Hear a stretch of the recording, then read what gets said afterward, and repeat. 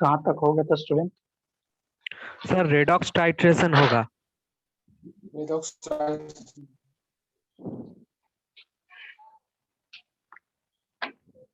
सुनाई दे रहा है?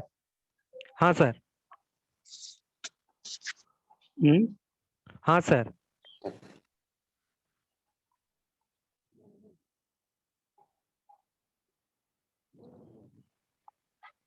सुनाई दे रहा है आप लोग को?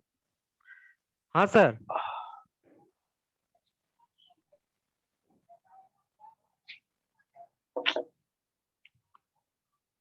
अरे सुनाई दे रहा है? हाँ सर सुनाई दे रहा है।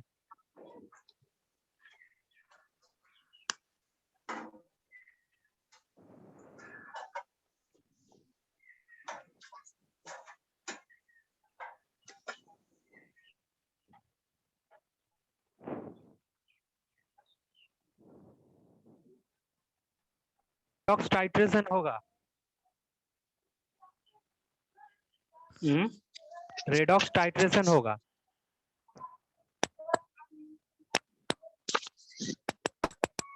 कहाँ तक हुआ था स्टूडेंट? सर रेडॉक्स टाइट्रेशन होगा। Redox titration.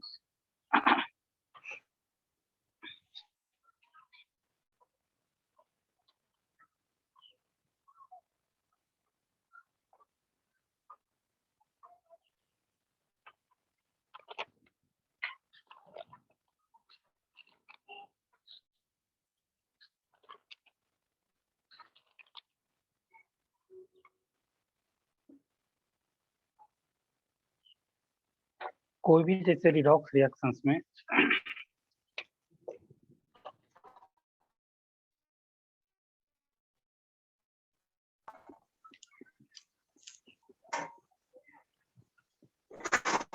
कोई भी रिडॉक्स रिएक्शंस में क्या होता है, एक ऑक्सीडाइजिंग एजेंट होता है और दूसरा रिड्यूसिंग एजेंट होता है, और ये दोनों रिएक्ट कर कर क्या बनाता है, प्रोडक्ट बनाता है। तो आपको क्या करना पड़ेगा at equivalence point. Equivalence point क्या होता था, एंड पॉइंट क्या होता था, पिछली क्लास में बताया गया था। इक्विवेलेंस पॉइंट पर क्या होगा, आपको क्या करना है, इक्विवेलेंस ऑफ ऑक्सीडाइजिंग एजेंट और इक्विवेलेंस ऑफ रिड्यूसिंग एजेंट दोनों इक्वल हो जाएगा। यही चीज करना है, इतना ही थ्योरी है, और इसको हम क्वेश्चंस के थ्रू समझते हैं। क्वेश्चंस लिखिए, क्वेश्चन लिखिए। Calculate the moles of oxalic acid. Calculate the moles of oxalic acid. Calculate the moles of oxalic acid required. Calculate the moles of oxalic acid required to react. Required to react with. Required to react with 5 mole KMnO4. 5 mole KMnO4 in acidic medium. In acidic medium. React with 5 mole of KMnO4 in acidic medium. Try कीजिए आप। 5 moles of KMnO4 in acidic medium, try कीजिए।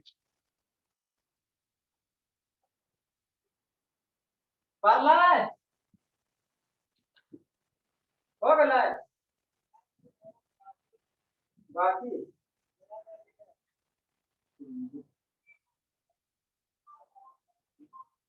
वो आपको सोचना है।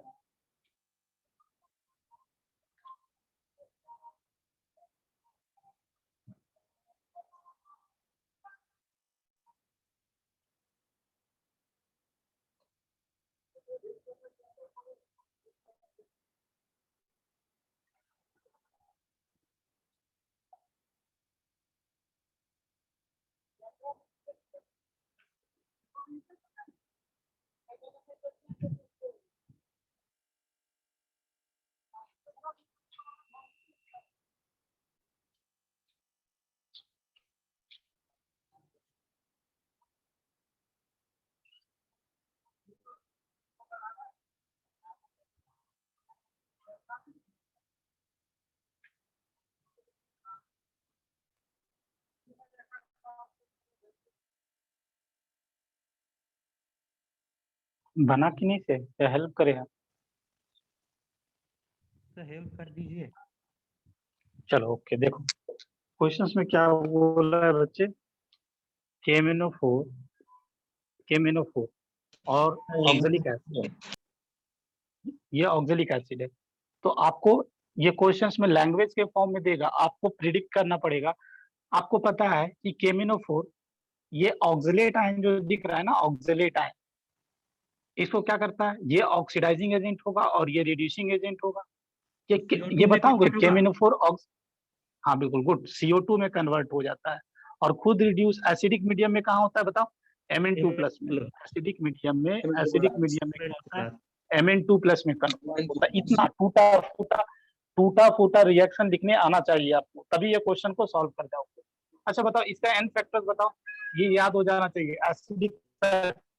Acidic medium में N factor 5 होता है, ये +7 में होता है, ये +2 में है, पर एटम चेंज 5 का, और मैग्नीज 1 है, इसलिए एन फैक्टर्स 5 होता है। यहाँ पर ऑक्सिलेट कार्बन देखोगे, कार्बन ये +3 में है, और यहाँ देखोगे तो ये +4 में है। पर एटम चेंज देखे तो 1 का, और यहाँ पर कार्बन 2 है, इसलिए इसका एन फैक्टर्स कितना होगा, 2 होगा। ये समझ में आ गया? तो आपको क्या करना है, सिंपली क्या, इक्विवेलेंस ऑफ ऑक्सीडाइजिंग एजेंट और equivalence of reducing agent equal करना है। तो इक्विवेलेंस डाटा क्या दिया हुआ देखो, 5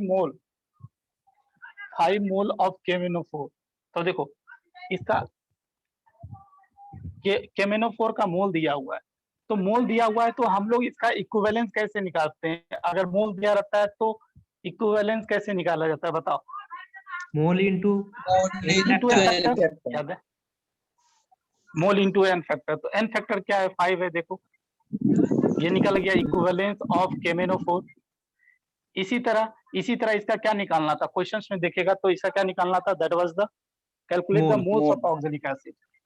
हाँ मोल्स, इसका मोल्स निकालना था, तो मोल्स को हम मान लिए, n मान लिए, मोल्स निकालना था।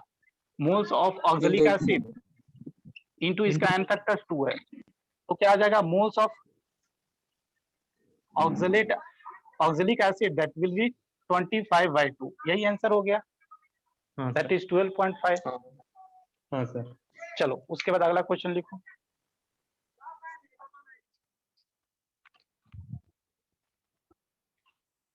लिखो, calculate the volume of 0.1 molar, calculate the volume of 0.1 molar, molar capital M, molarity दिया हुआ है, 0.1 molar K2Cr2O7, K2Cr2O7। Sir repeat करेंगे? फिर से सुनो, calculate the volume of 0.1 molar potassium dichromate, potassium dichromate required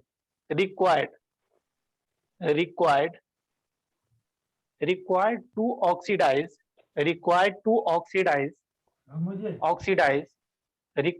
to oxidize oxidize 35 ml।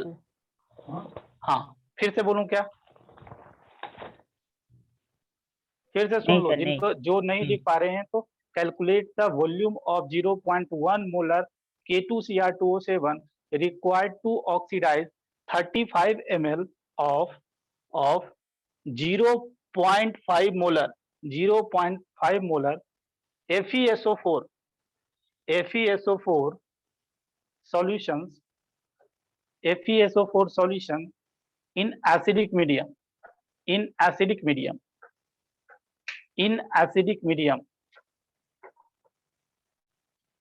चलो try कीजिए एक बार आप खुद पहले।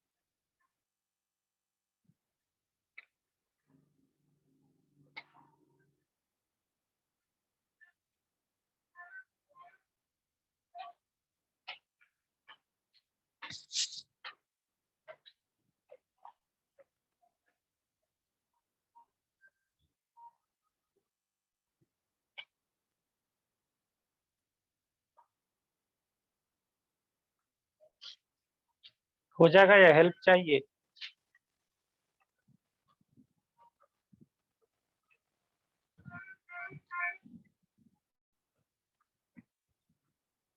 सबसे पहले आप स्केलेटन रिएक्शन लिखने की कोशिश करें, और इतना पढ़ाने के बाद आप स्केलेटन रिएक्शन लिख सकते हैं।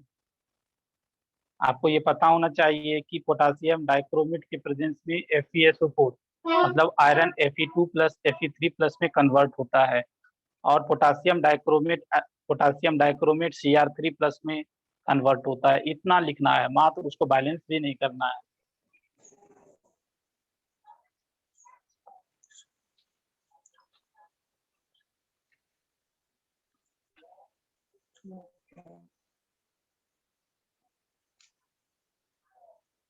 चलो देखो यहाँ पर 29 ये ऐसा आया होगा तो सही होगा। 35 × 5/6 ऐसा आ रहा है। अगर ये सॉल्व कर लो 0.9 आएगा तो ये सही है।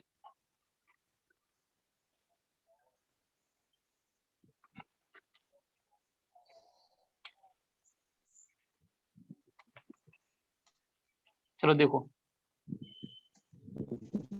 क्या है, पोटासियम डाइक्रोमेट है, K2Cr2O7 है। एक ही काम करेंगे, कुछ नया नहीं करना है। FeSO4 है, तो यहाँ पर देखोगे आयरन +2 में है, यहाँ पर ये पोटासियम डाइक्रोमेट +6 में है, तो एसिडिक मीडियम में सर क्या आपका करता वीडियो है, Fe2 सर प्लस वीडियो अटक गया। अच्छा रुक चलो।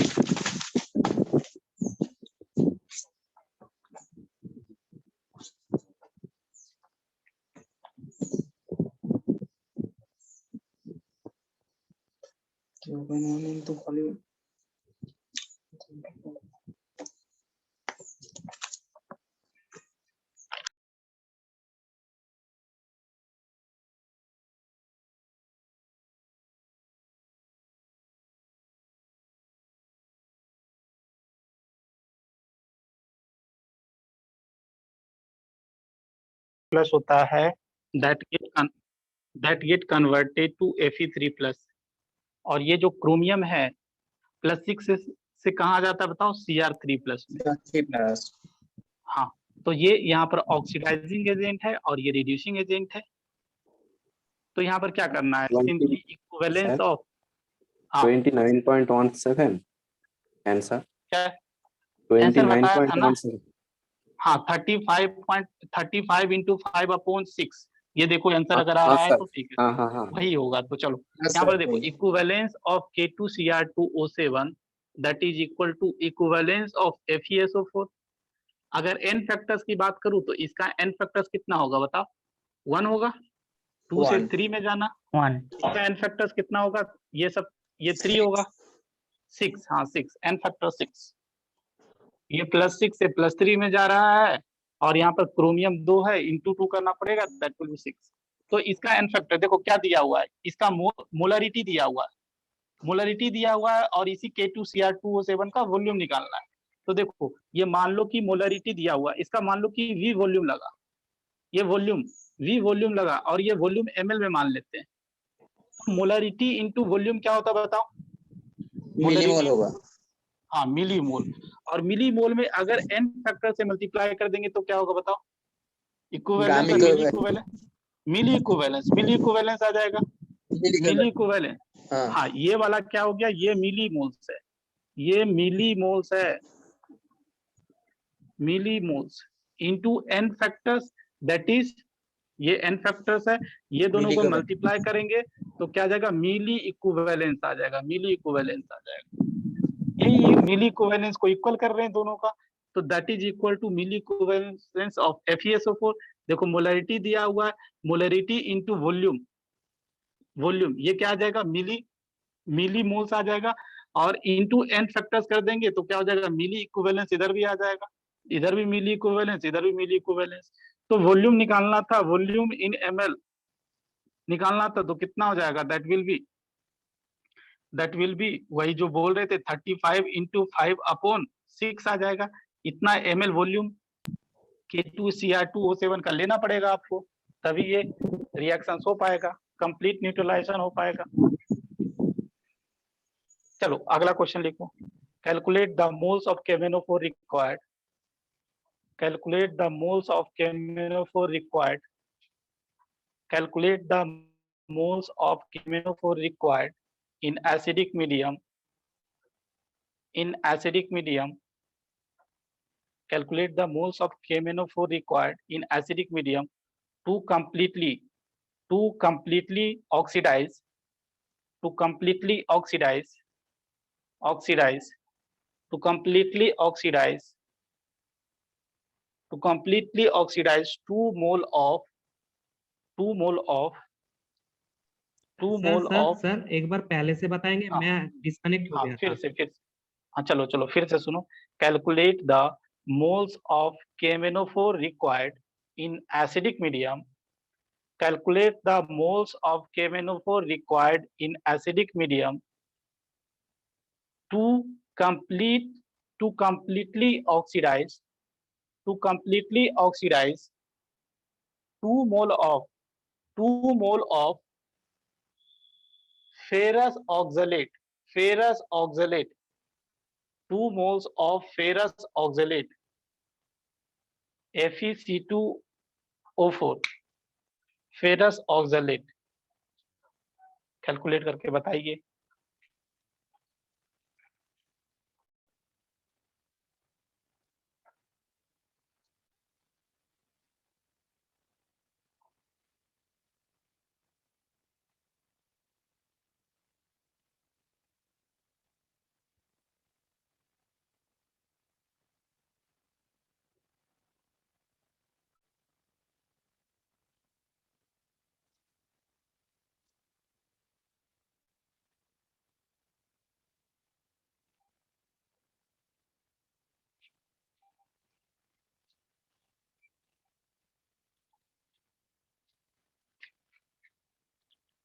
क्या कोई रिएक्शन का स्केलेटन बताएगा?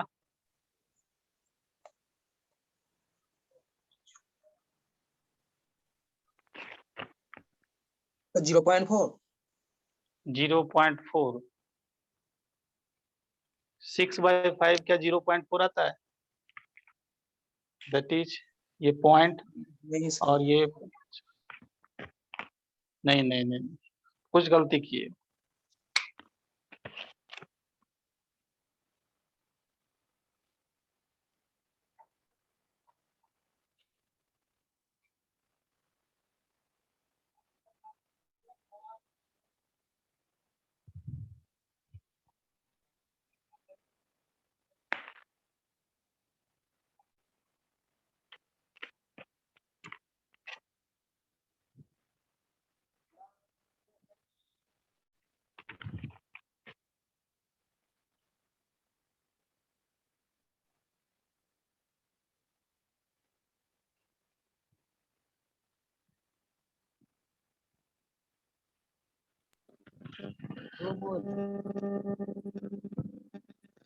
क्या 2 मोल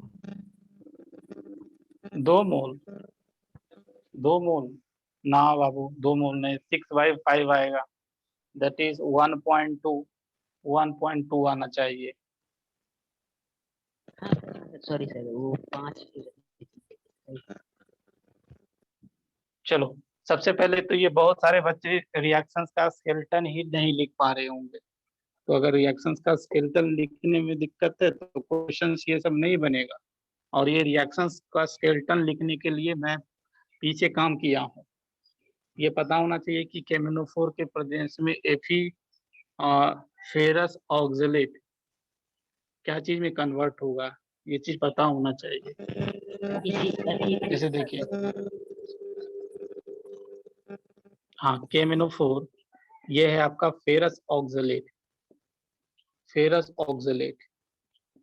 तो यहाँ पर ये देखो ऑक्सीडाइजिंग एजेंट है एसिडिक मीडियम में। हमको पता है ये अपना +7 ऑक्सीडेशन स्टेट में है। तो ये क्या करेगा, ये इसको भी Fe2+ को भी ऑक्सीडाइज करेगा Fe3+ में, 3+ में। और ये ऑक्सलेट को भी ऑक्सीडाइज करेगा CO2 में, और खुद रिड्यूस हो जाएगा Mn2+ में। Mn2+। इतना इतना इतना आपको लिखने आना चाहिए। This is the skeleton of the reaction. इसका अगर एन फैक्टर्स की बात करूं तो एन फैक्टर एसिडिक मीडियम में 5 होता है। इसका एन फैक्टर्स को बताओगे मुझे? 3। हाँ, 3। आयरन की वजह से एन फैक्टर्स 1 आएगा, और ऑक्सलेट की वजह से एन फैक्टर्स 2 आएगा। और यहाँ पर देखो ये ऑक्सीडेशन स्टेट बढ़ ही रहा है। तो जब ऑक्सीडेशन स्टेट बढ़ता है तो एन फैक्टर्स निकालना बताया था आपको, बताया था ना, एन फैक्टर कैलकुलेशंस में बताया हूँ ये सब कि अगर हाँ सर। अगर ऑक्सीडेशन स्टेट बढ़ेगा तो क्या होगा, डिक्रीज होगा तो क्या होगा, तो अगर एक बढ़ेगा और एक घटेगा तो क्या होगा, ये सब डिफरेंट डिफरेंट केसेस लेकर आपको पहले बता चुका हूं मैं। तो ये 3 होगा। चलो, तो अब क्या करना है, equivalence of KMnO4 will be equal to equivalence of ferrous oxalate. तो इसका मोल्स निकालना था, I think so. Moles of KMnO4 into n factors इसका कितना है, 5, दैट इज इक्वल टू, क्या दिया होता क्वेश्चंस में, क्वेश्चन देख लीजिए। 2 मोल्स ऑफ फेरस ऑक्सलेट था, 2 मोल्स ऑफ फेरस ऑक्सलेट। तो 2 moles, moles into n factors, mole into n factor equivalence आ जाता है। इक्विवेलेंस आ जाता है तो देखो बन गया, दैट इज 6/5, दैट इज 1.2 हो गया। उसके बाद ये इसी तरह का क्वेश्चंस आपको रिडॉक्स टाइट्रेशन से मिलेगा। ओनली इक्विवेलेंस को इक्वल करना है, और इक्विवेलेंस का आपको फॉर्मूला याद होना चाहिए। उसके बाद आगे हम बढ़ते हैं, that is acid base titration.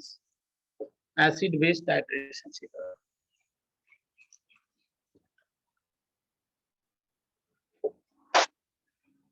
Acid base titration heading दीजिए, एसिड बेस टाइट्रेशन। तो एसिड बेस टाइट्रेशन में भी क्या करना है,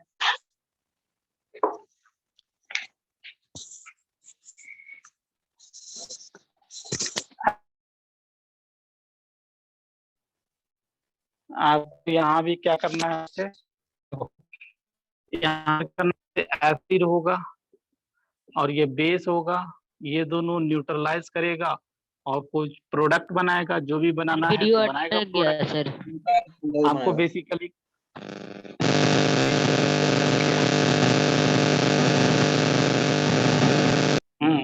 ठीक हुआ, हाँ सर। ठीक हुआ या नहीं? हाँ सर। चलो चलो, हाँ देखो देखो देखो, अब यहाँ पर क्या करना है, equivalent of acid is equal to equivalent of, लिख लेना, at equivalence point, at equivalence point. Equivalence point पर क्या होगा, इक्विवेलेंट ऑफ एसिड और इक्विवेलेंट ऑफ बेस इक्वल हो जाएगा दोनों। यही करना है आपको इसमें। और इक्विवेलेंट निकालने का देखो 3 ही फॉर्मूला था, मैं एक बार फिर से रिवीजन करा देता हूँ। नंबर ऑफ इक्विवेलेंस निकालने का 3 फॉर्मूला था। पहला, अगर मास दिया रहेगा तो given mass upon sir video साफ साफ नहीं आता है सर। अरे यार, वीडियोस में क्या हो गया आज?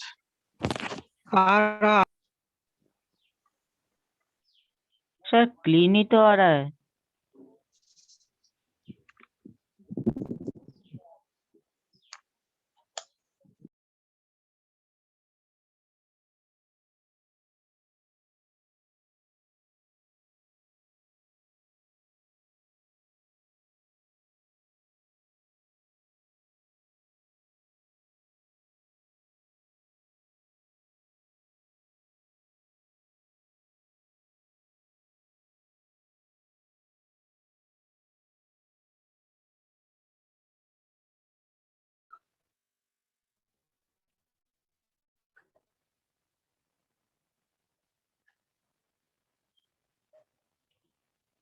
देखो इक्विवेलेंस निकालने का 3 फॉर्मूला बताया, फिर से करवाना चाहता हूँ। अगर मास दिया रहता था तो हम इक्विवेलेंट मास से डिवाइड करते थे, इक्विवेलेंट मास से, पहला फॉर्मूला था। दूसरा फॉर्मूला था अगर मोल दिया रहता था तो n फैक्टर से मल्टीप्लाई करते थे। तीसरा फॉर्मूला क्या था याद है, क्या रहता था तो volume of solution in litre से मल्टीप्लाई करते थे। यही 3 फॉर्मूला था, यही 3 फॉर्मूला था। तो फिर से यही यूज हो आएगा, और फिर से आप अगर लिखना है तो लिख ले। तो इसमें भी क्या करना, equivalent of acid is equal to equivalent of base करना है। तो उसी का हम लोग क्वेश्चन से इसको समझते हैं, है? क्वेश्चन लिखिए।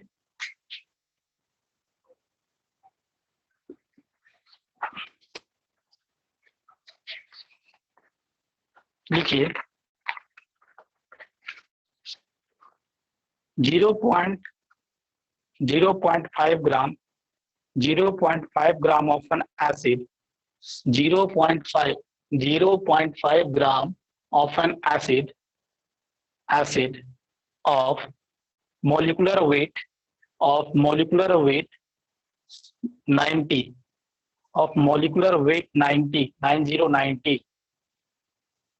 was neutralized by 20 ml of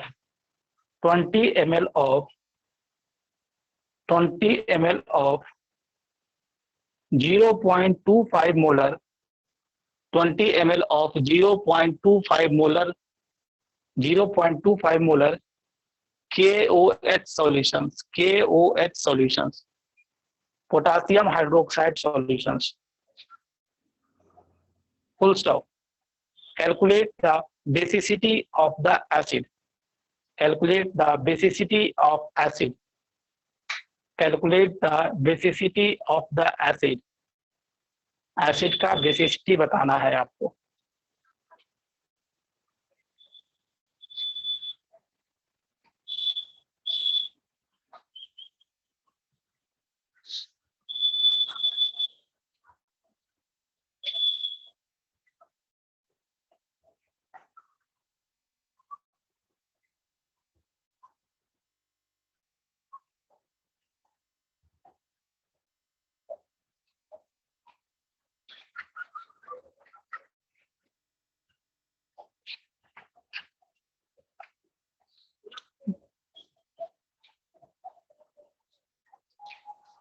KOH का एन फैक्टर्स कितना होता है? KOH पोटेशियम हाइड्रोक्साइड का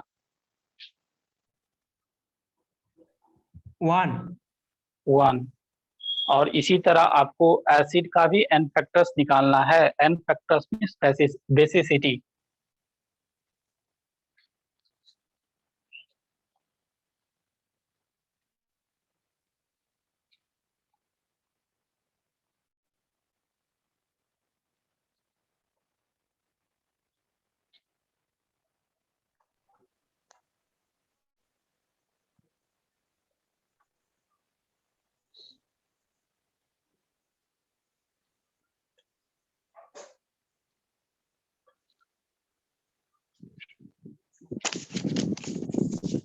सर 10/9 आ रहा है। 10/9 आ रहा है। चलो आ सकता है, मैं वैल्यू रेंडमली लिया हूं तो कुछ भी आ सकता है, बट इंटीजर में कुछ आना चाहिए, 1 2 ऐसा कुछ आना चाहिए। बट मैं वैल्यू रेंडमली लिया हूं तो आंसर 10/9 भी आ सकता है, कोई इसमें बड़ी बात नहीं है। तो देखो ये क्या है, एसिड का नाम पता नहीं है मुझे। हाँ, इसका एसिड का एन फैक्टर्स n मान लेते हैं, और इसका मोलर मास भी दिया हुआ है, दैट इज 90।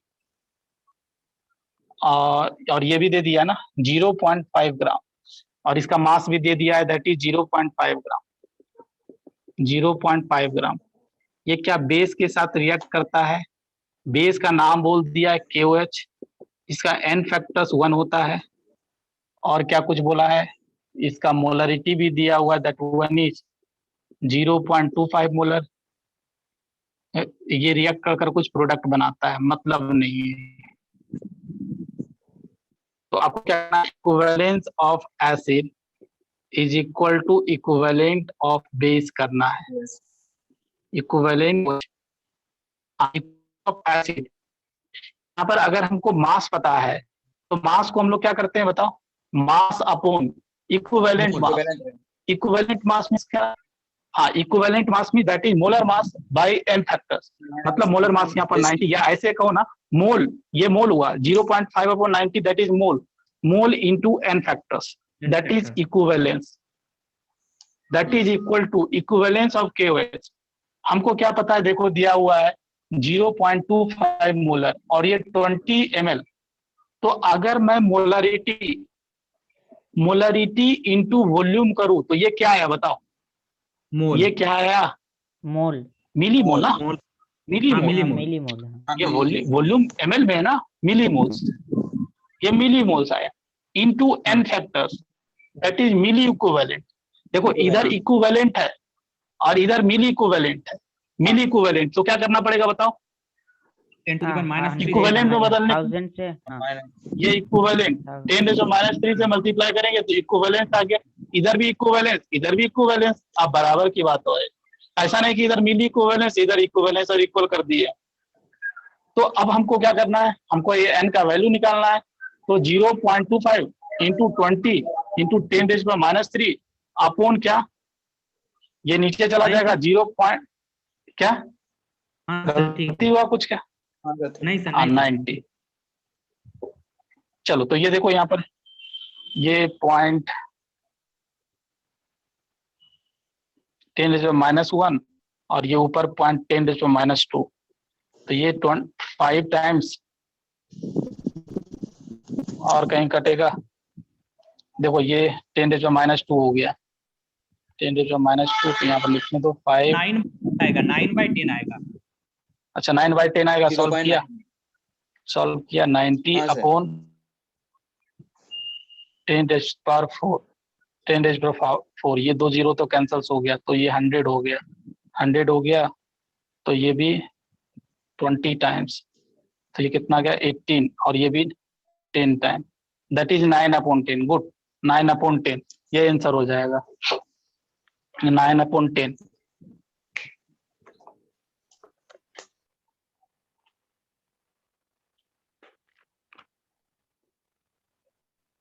चलो उसके बाद अगला क्वेश्चन लिखो, calculate the volume of calculate the volume of 1 molar NaOH, 1 molar NaOH required, 1 molar NaOH required to convert 12 gram 12 gram 12 gram 12 gram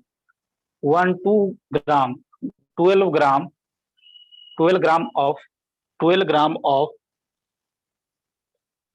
NaH2PO4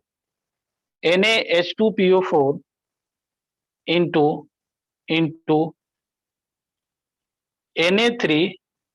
Na3PO4 NaH2PO4 into Na3PO4।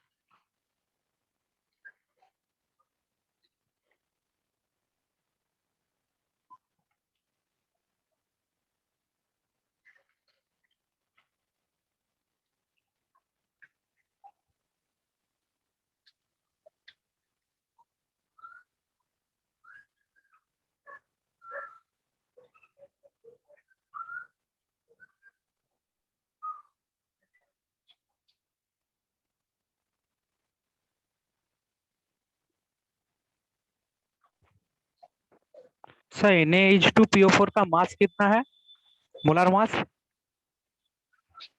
NaH2 120 120 NaH2PO4 का molar mass 120।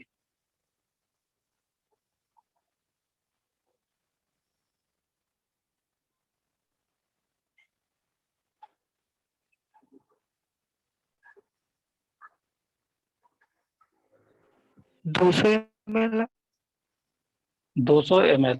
हाँ बिल्कुल 0.2 good. Litre. हाँ बिल्कुल good. 0.2 litre 200 ml दोनों ठीक है, बिल्कुल सही है, सही बनाया आप लोगों।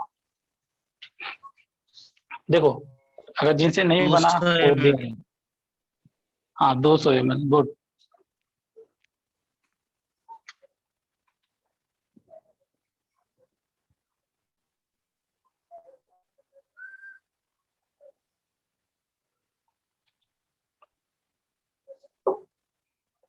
यहाँ पर बेसिकली हो क्या रहा है, ये NaOH है, बेस है।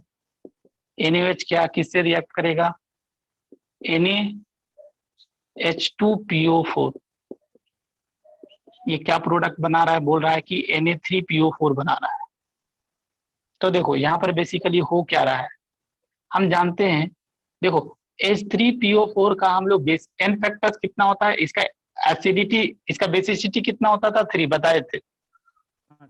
बट ये जो अभी जो यहाँ पर देख रहा है, ये कितना H+ इसको दे सकता है बताओ, हाउ मेनी H+ तो NaH2PO4 can give to NaOH। तो ऑब्वियसली ये कितना देगा, 2 देगा, 2 H+ ऐसे ट्रांसफर करेगा, इसको 2 H+ ट्रांसफर करेगा। अगर as it is transferring 2 H+, 1 mole is transferring 2 H+, इसलिए इसका एन फैक्टर्स कितना होगा, 2 होगा। देखो अगर ये रिएक्शंस को बैलेंस लिखोगे तो यहाँ 1 मोल NaOH 1 H+ को लेगा, 2 मोल NaOH 2 H+ को लेगा, तो 1 मोल कितना H+ लिया, क्या ये समझ रहे हो कि 2 मोल NaOH 2 H+ को ले रहा है, तो 1 मोल कितना ले रहा है, 1 मोल एक ही लेगा, इसलिए इसका एन फैक्टर्स 1 होगा।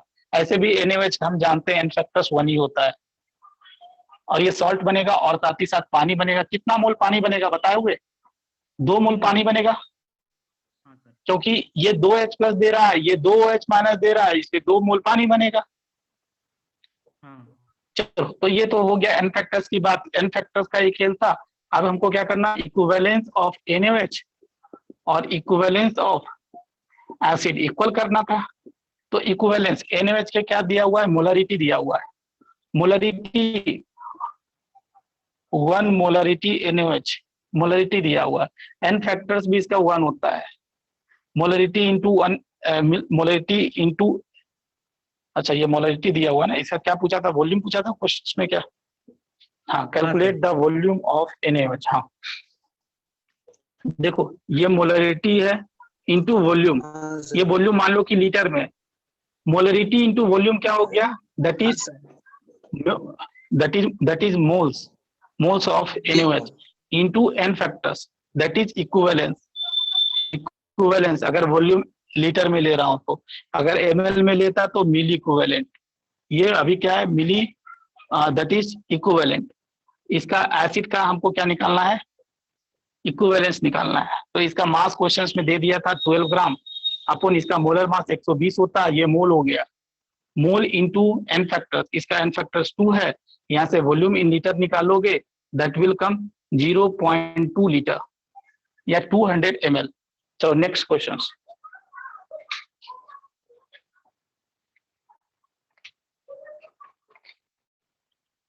लिखिए।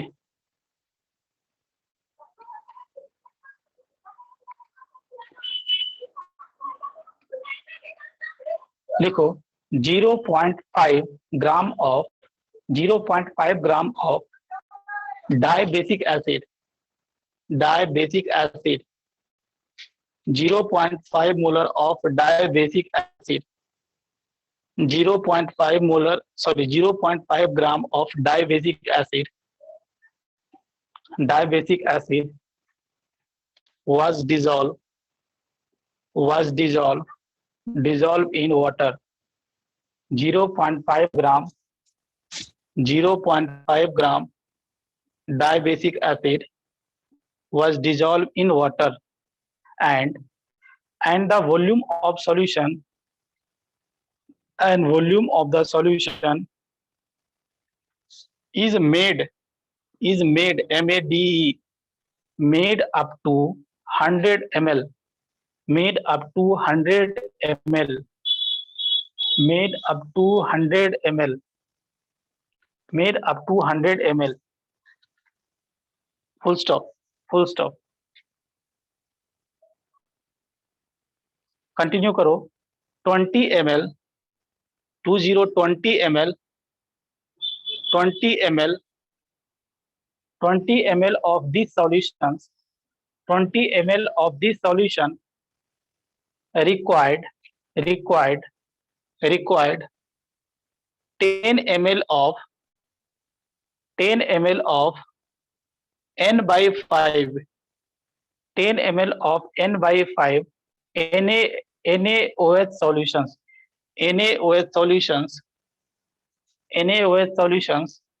for complete neutralizations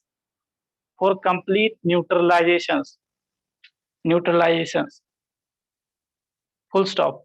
Calculate the molecular mass of the acid.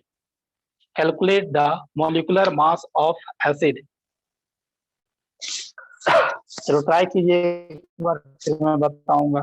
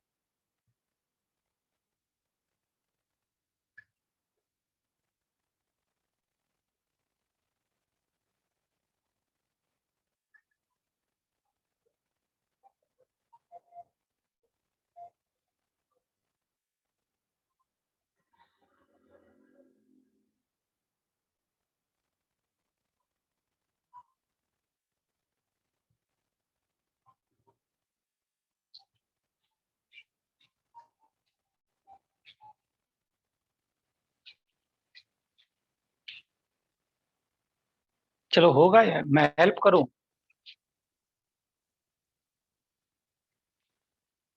Sir help कर दो. 100 ग्राम 100 ग्राम. देखो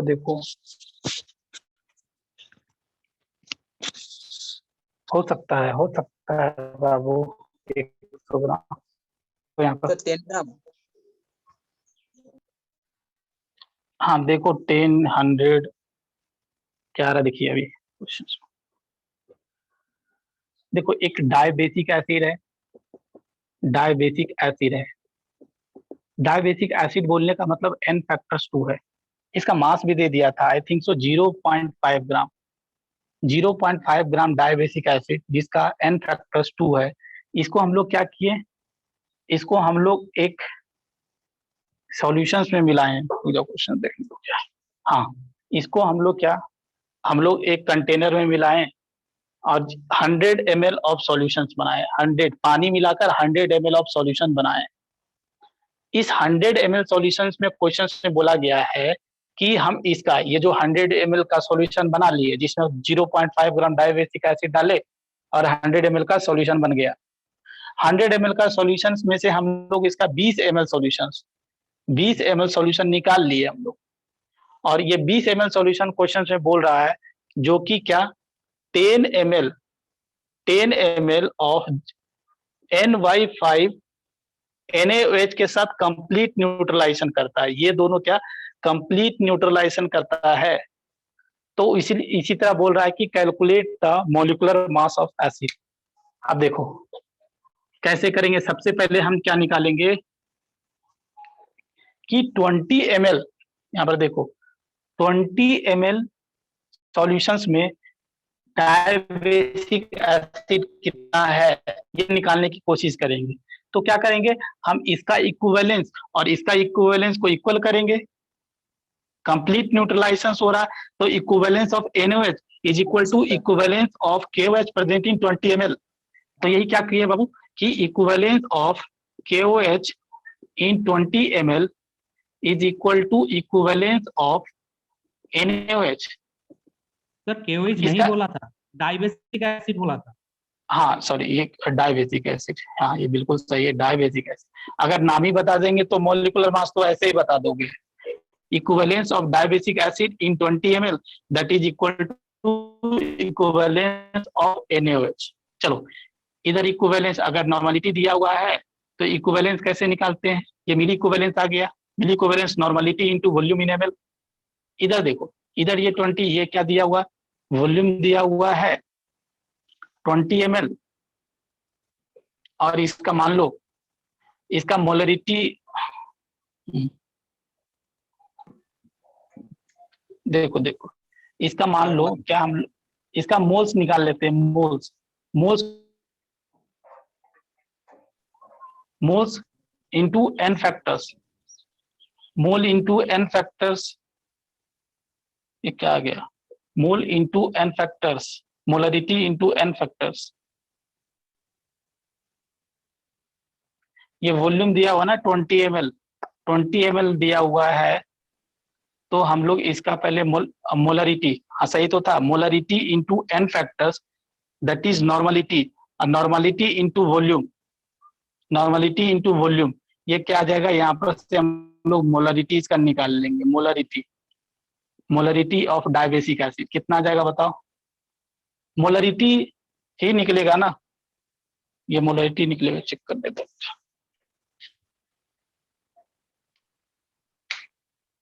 या ऐसे करो, थोड़ा सा रुक जाओ, इतना क्यों करना है, बाद में हम सॉल्व करेंगे, अभी ऐसे ही रहने दो।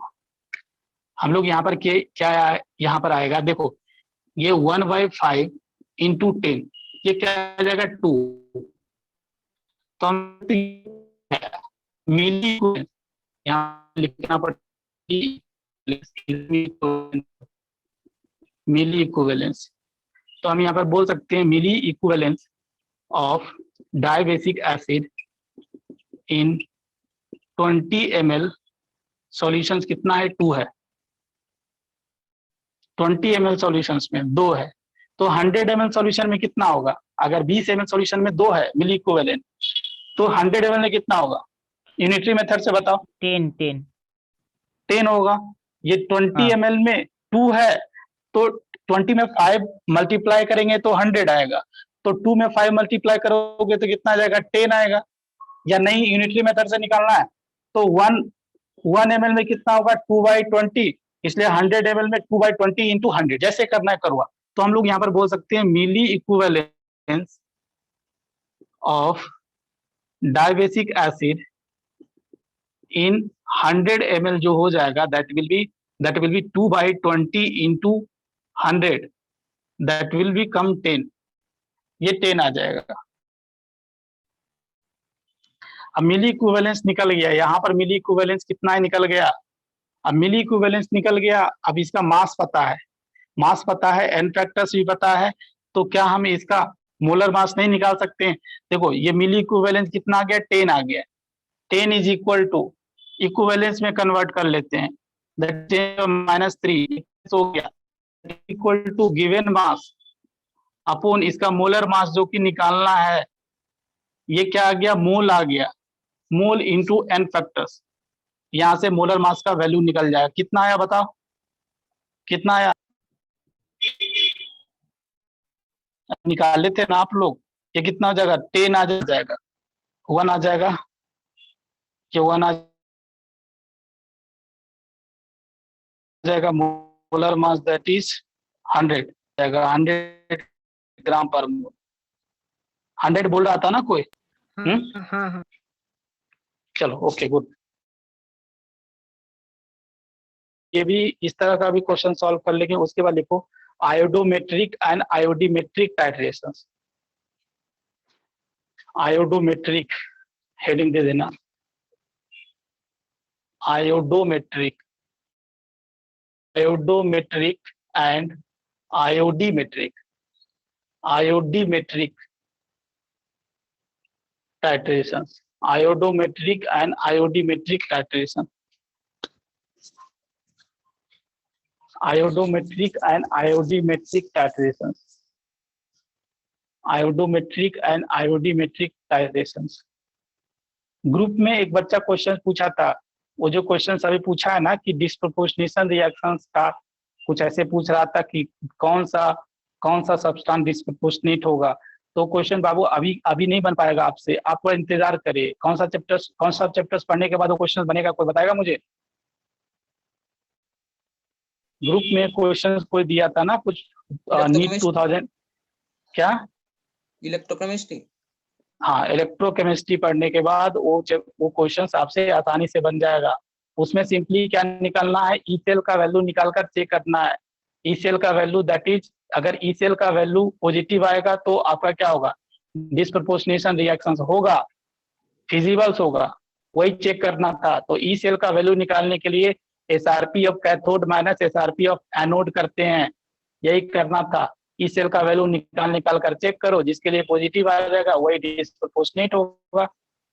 और डिस्प्रोपोर्शनेट होने में क्या होता है, एक सब्सटेंस मतलब वही सेम सब्सटेंस ऑक्सीडाइज होता है और रिड्यूस होता है। तो सबसे पहले लिखो आयोडोमेट्रिक titration, आयोडोमेट्रिक titrations, आयोडोमेट्रिक titrations, आयोडोमेट्रिक titration heading दीजिए। लिखिए, this titration is carried out in 2 steps, this titration is carried out in 2 steps. आयोडोमेट्रिक titration को 2 स्टेप में करवाया जाता है।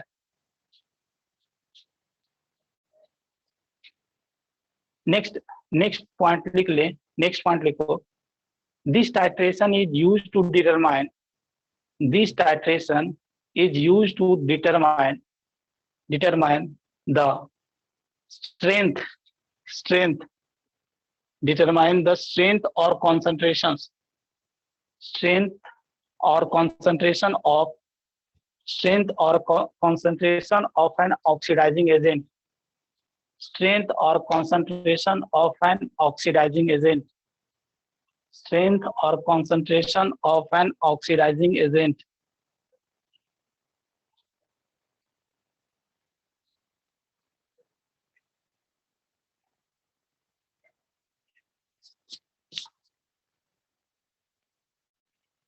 तो पहला स्टेप में क्या होता है, कैसे 2 स्टेप में होता है, इसको ध्यान रखो। देखो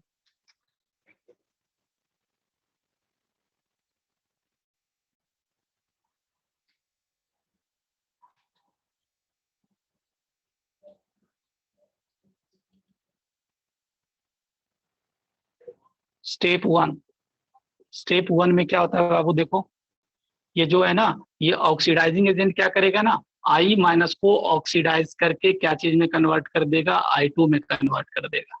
ये यही होगा इसमें, पहला स्टेप यही होने वाला है। मतलब कोई एक ऑक्सीडाइजिंग एजेंट होगा और यहाँ पर I- होगा। I- क्या करेगा, इसको ऑक्सीडाइज कर I2 में कन्वर्ट हो जाएगा और खुद रिड्यूस हो जाएगा। जो भी प्रोडक्ट जैसे दिया रहेगा, तो जैसे अगर KMnO4 रहता तो Mn2+ होता, तो ये I2 में कन्वर्ट हो गया और प्लस लिख देता हूँ, कुछ प्रोडक्ट होगा। ये पहला स्टेप है। स्टेप 2 क्या होगा बाबू, ये जो आयोडीन लिबरेटेड है, ये जो आयोडीन यहाँ पर निकला है ना, ये iodine liberated react with hypo solution.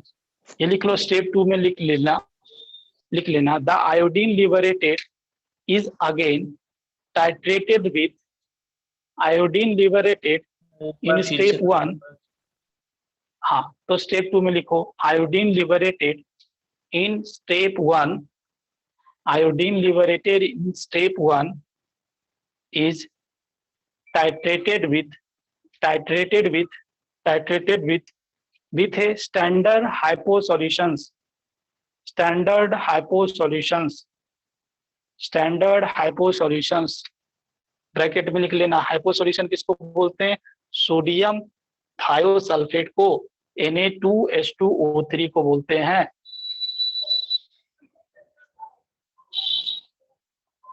चलो, तो सेकेंड स्टेप क्या हो रहा है बाबू? देखो यहाँ पर ये जो आयोडीन पहला स्टेप में लिबरेट हुआ है, ये क्या हाइपो सॉल्यूशन से रिएक्ट करेगा.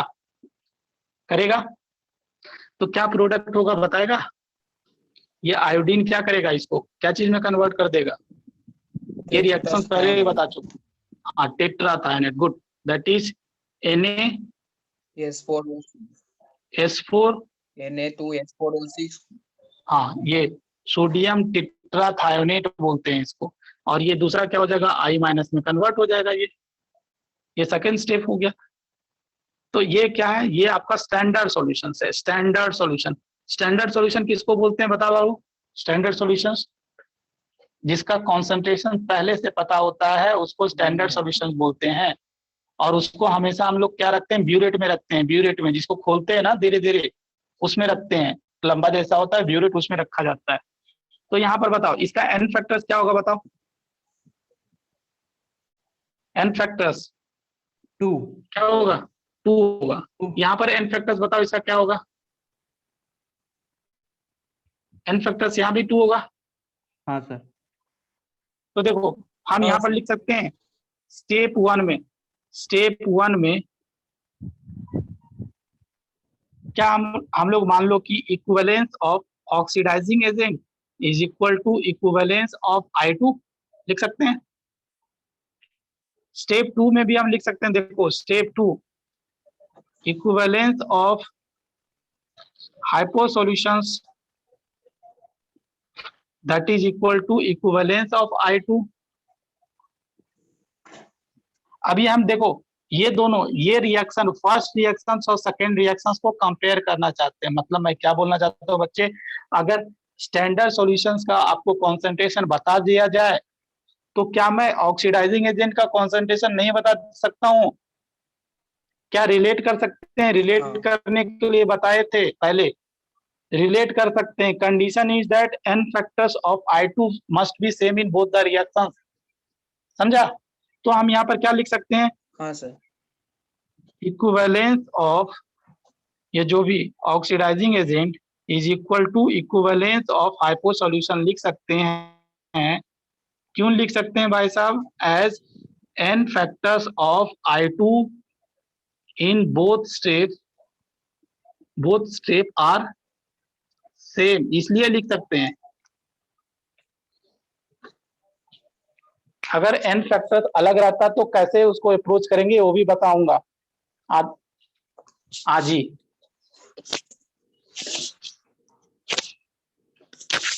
As n factors of I2 in both the reactions, both the step are same.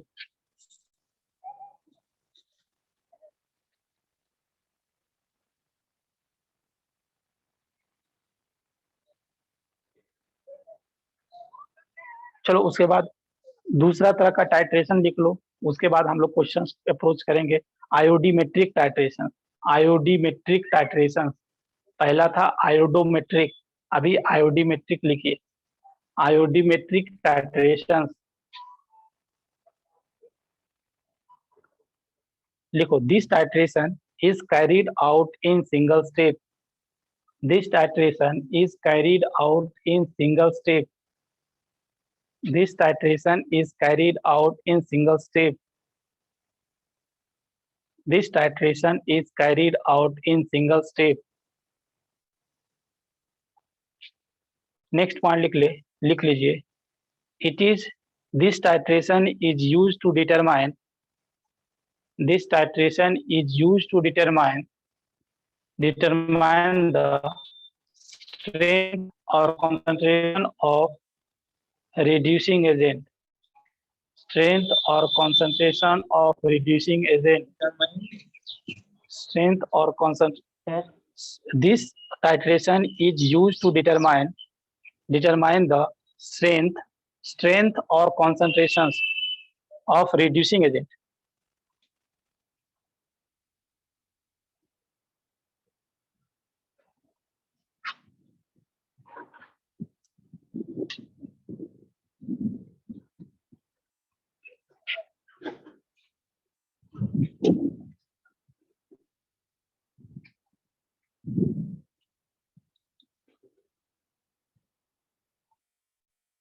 हाँ, तो देखो यहाँ पर क्या बोला गया, जैसे आयोडो, इसके पहले वाला जो टाइट्रेशन था उसको 2 स्टेप में करवाते थे, बट ये जो टाइट्रेशन है इसको हम सिंगल स्टेप में करवाते हैं। सिंगल स्टेप में कैसे करवाते हैं, देखो यहाँ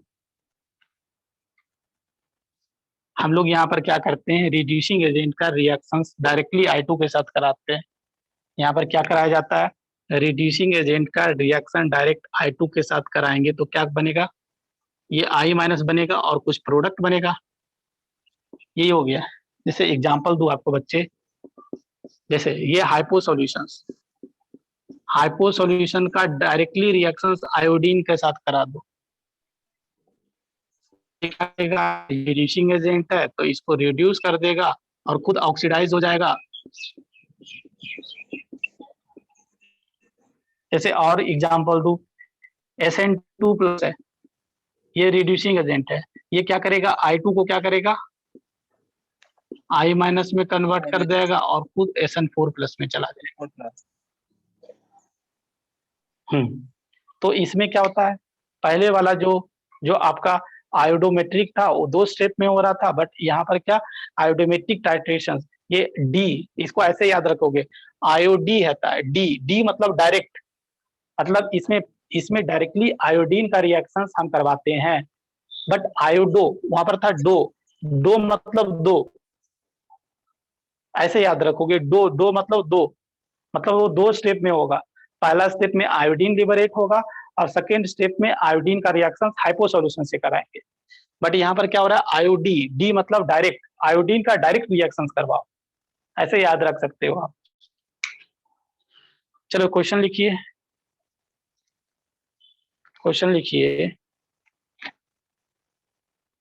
लिखिए बच्चे।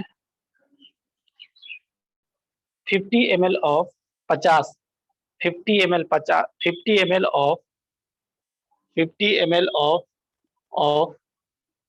0.01 molar KI solutions, 50 ml of 0.01 molar KI solution is titrated with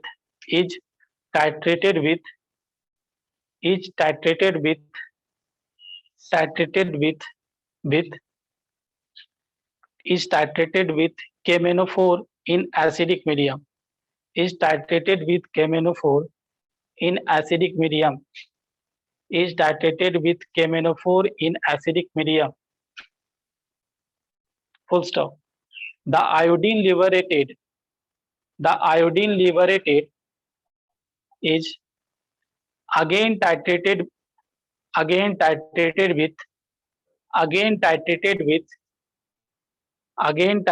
with 50 ml of hypo solutions.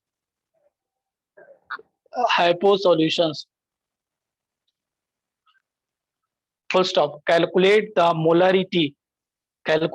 molarity of hypo solution used. Calculate the molarity of hypo solution used. Calculate the molarity of hypo solution used. Try कीजिए।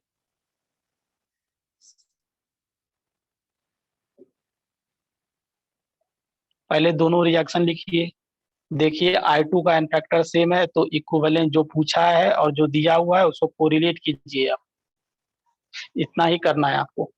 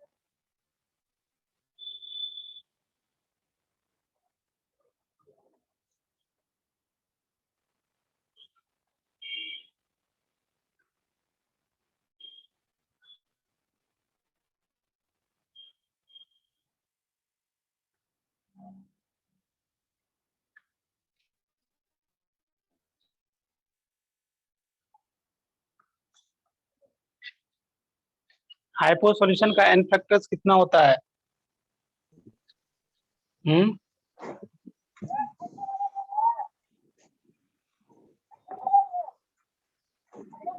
6. Hypo solution का N factor 6 होता है? नहीं यार, दो। बताया था, पीछे देखो। नहीं, ये भी गलत है, ये भी गलत है। चेक करो, पीछे में कॉपी में पढ़ाया हूँ हाइपो सॉल्यूशन का। Na2H2O3 का एन फैक्टर्स बताया था पहले। 2। नहीं, देखो H2O3 2 माइनस में सल्फर, आई थिंक सो +2 इसका ऑक्सीडेशन स्टेट है। +2 ही है ना?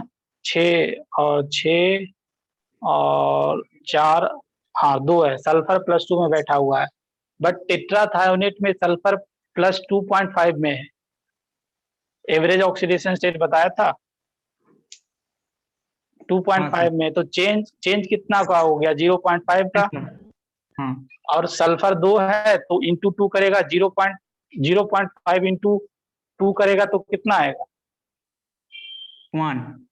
1 आएगा। तो 2 कहाँ से, 6 कहाँ से? तो ये ध्यान रखना है कि हाइपो सॉल्यूशन का एन फैक्टर्स 1 होता है, ना कि 2 और 6।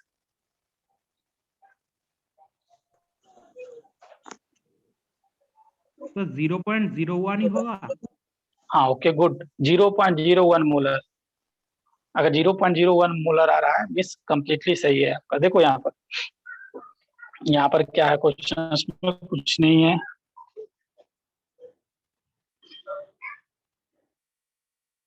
पीछे वाला जो चीज पढ़ाया गया ना बच्चों, उसको बार बार रिविजन करें। उसी चीज से आप रिएक्शंस का स्केलेटन लिख सकते हैं, और स्केलेटन जब एक बार लिख दोगे तो क्वेश्चन बनाने में आसान हो जाएगा। ओनली इक्विवेलेंस को इक्वल करना रहता है। तो पहला क्या बोला गया? आई माइनस ये जो के आई है, चलो के आई किसके साथ रिएक्शन करवाया गया? के आई का रिएक्शंस के आई टाइट्रेटेड विथ KMnO4, KMnO4 के साथ, मतलब MnO4 माइनस KMnO4 के साथ टाइट्रेशन करवाया गया। तो ये क्या करेगा? एसिडिक मीडियम होगा, एसिडिक मीडियम होगा। हाँ, Mn2+ में कन्वर्ट हो जाएगा और उसको I2 में कन्वर्ट हो जाएगा। यही जो I2 लिबरेट हो रहा है, यही बोला गया क्वेश्चंस में, इसको हम हाइपो सॉल्यूशन के साथ रिएक्शंस करवाए तो ये क्या करेगा?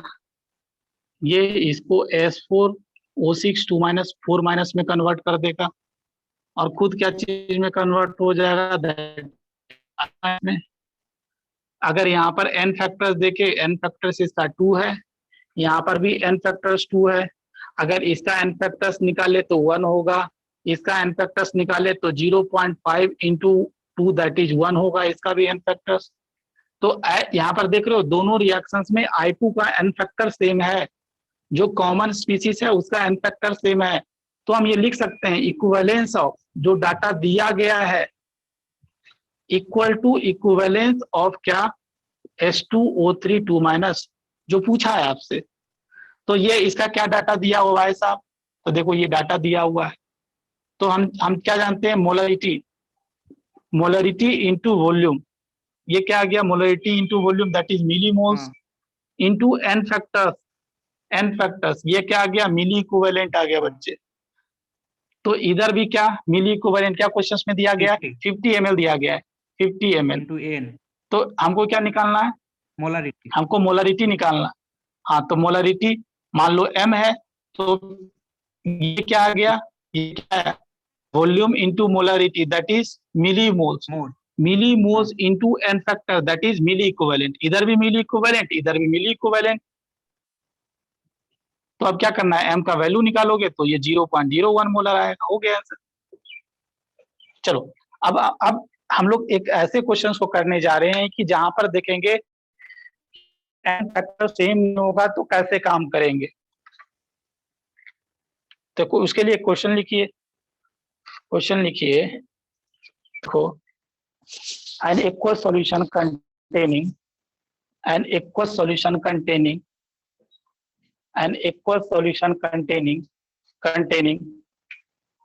0.1 ग्राम 0.1 ग्राम सर एक बार 0. फिर से बोलोगे? हाँ, an aqueous solution containing 0.1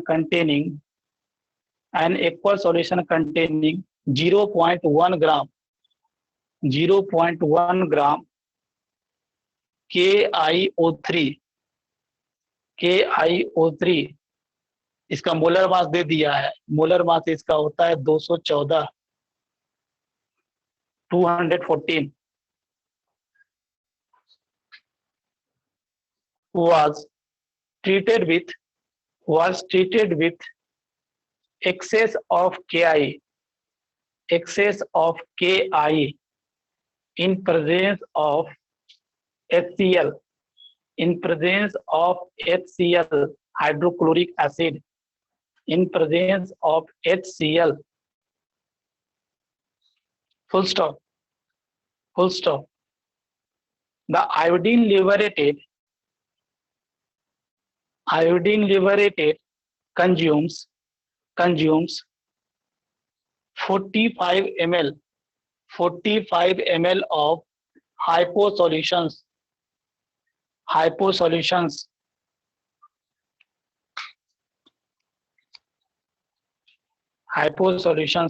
Calculate the molarity of hypo solutions.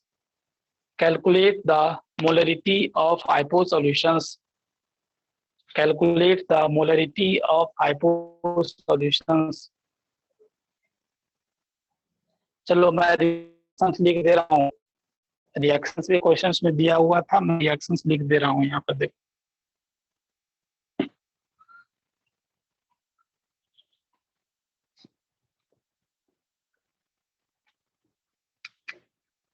देखो क्वेश्चंस में बोला है बच्चे कि ये जो IO3 माइनस है ये किसके साथ रिएक्शंस कराया? I माइनस के साथ। इसके एसिडिक मीडियम में HCl के प्रेजेंस में। तो ये क्या होता है ना, ये I2 में कन्वर्ट हो जाता है। ये जो I2 में कन्वर्ट होता है यही फर्दर क्या किया, हाइपो सॉल्यूशन के साथ रिएक्शंस किया और क्या बना दिया बच्चे, ये I माइनस बना देगा और प्लस S4O6 4 माइनस बना देगा। रिएक्शन लिख दिया। अब सबसे पहले आपका फर्ज बनता है यहाँ पर n फैक्टर्स I2 का निकाले और यहाँ पर I2 का n फैक्टर्स निकाले। क्या दोनों जगह सेम आ रहा है बताओ?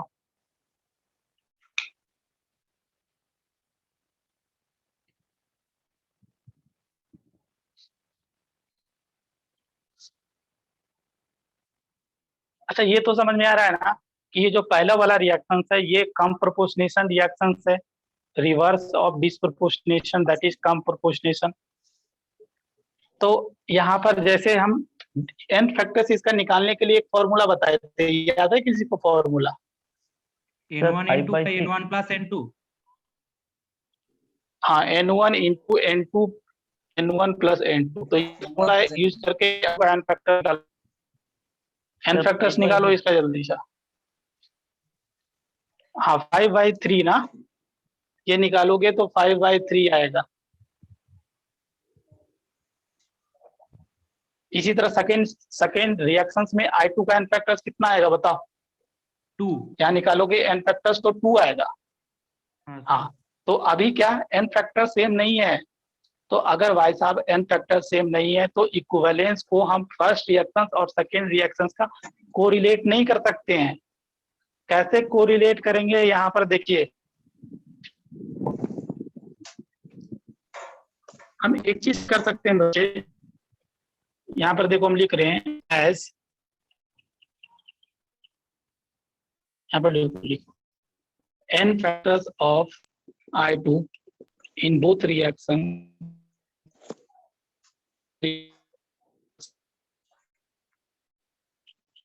not same,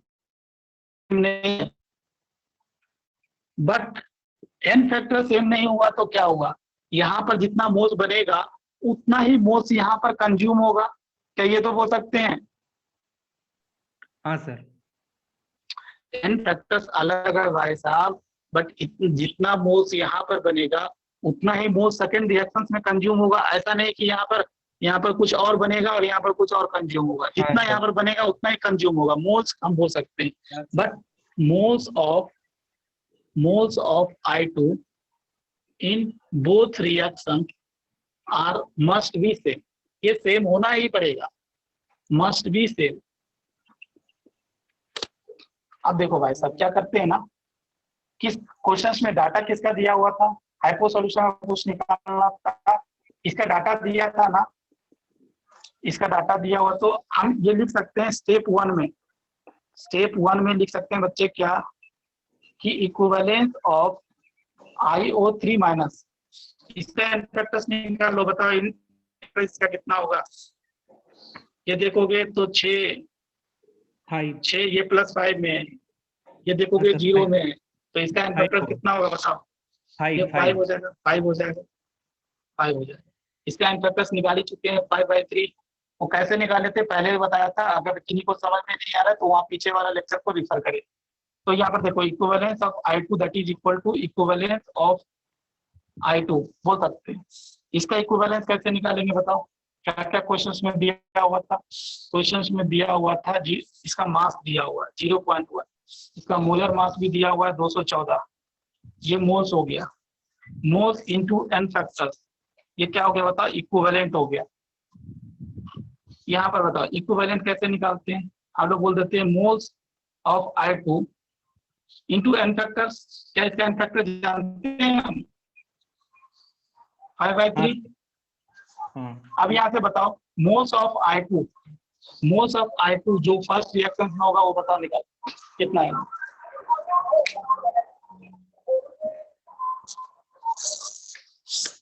तो 0.3/214।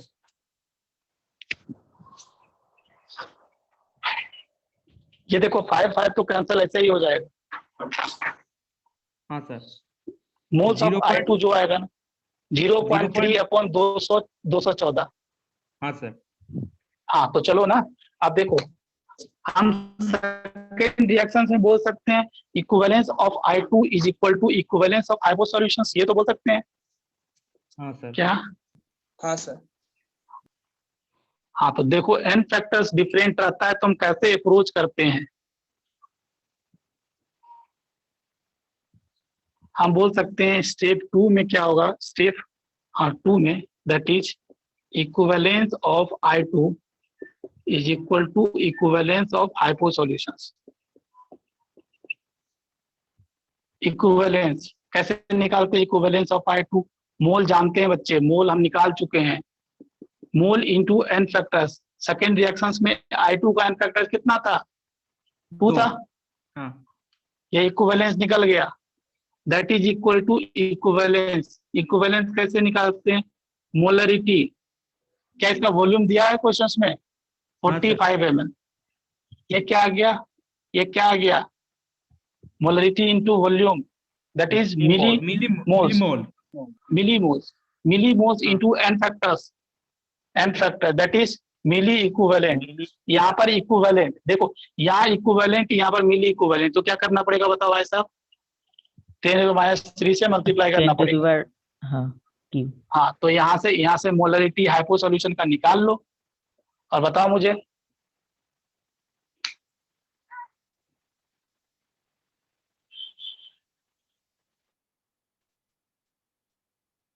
सर 300/107।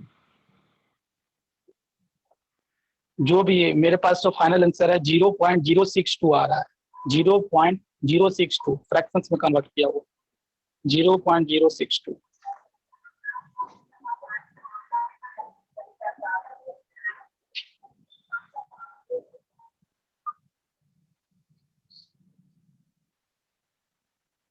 देखो एक चीज मैं होमवर्क दे रहा हूँ आपको, अगले क्लास में देखो क्या क्या पढ़ना है। थोड़ा सा मैं बैक टाइट्रेशन के बारे में बता दूंगा, थोड़ा सा मैं आपको डबल टाइट्रेशन के बारे में बता दूंगा, और फिर उसके बाद थोड़ा हार्डनेस को कैसे, हार्डनेस का जो न्यूमेरिकल अप्रोच होता है उसको हम कैसे कैल्शियम कार्बोनेट के टर्म्स में मेजर करते हैं। तो हार्डनेस को पढ़ाने के पहले मैं आपके लिए होमवर्क क्या है, आप एनसीईआरटी बुक खोलोगे, हाइड्रोजन चैप्टर्स निकालोगे और उसमें जो हार्डनेस दिया हुआ है उसको एक बार जरूर पढ़ कर आओगे कि हार्डनेस क्या होता है। हार्डनेस 2 तरह का होता है, टेम्पररी हार्डनेस और परमानेंट हार्डनेस। ये इतना पढ़कर एक बार रीडिंग मार कर आओगे, क्योंकि हार्डनेस अगर समझोगे ही नहीं तो कैसे उसका न्यूमेरिकल अप्रोच, आप उसको न्यूमेरिकली अप्रोच करोगे। तो सर, क्या एक बार क्या होमवर्क, continue कर दो, क्वेश्चन कर रहा था। हाँ क्या क्या क्या आप सर क्या बोला था, एक बार फिर से बोल दो। हाँ फिर से मैं बोल रहा हूँ बच्चे कि अगले क्लास जो कल क्लास होगी ना, उसमें मैं क्या पढ़ाऊंगा, बैक टाइट्रेशन पढ़ाऊंगा जो कि बचा हुआ है, डबल टाइट्रेशन पढ़ाऊंगा जो कि बचा हुआ है, और हार्डनेस का कैलकुलेशन, हार्डनेस ऑफ वाटर को कैसे कैलकुलेट करते हैं ये पढ़ाना है। तो हार्डनेस ऑफ वाटर को पढ़ने के लिए उसका कुछ थ्योरेटिकल अप्रोच आपको चाहिए, और थ्योरेटिकल एनसीईआरटी बुक खोलना है, हाइड्रोजन चैप्टर्स निकालना है, और उसके लास्ट में देखोगे तो हार्डनेस ऑफ वाटर लिखा होगा, उसको उसको जो भी पैराग्राफ है उसको रीड करके आना है, पढ़ कर आना है। ठीक, आप समझ गया ना? हाँ सर। हाँ तो चलो ये काम रहा, आप कर कर आओगे और कल हम लोग इसको आगे फर्दर प्रोसीड करेंगे। ओके चलो मिलते हैं अगले क्लास में। Thank you everyone.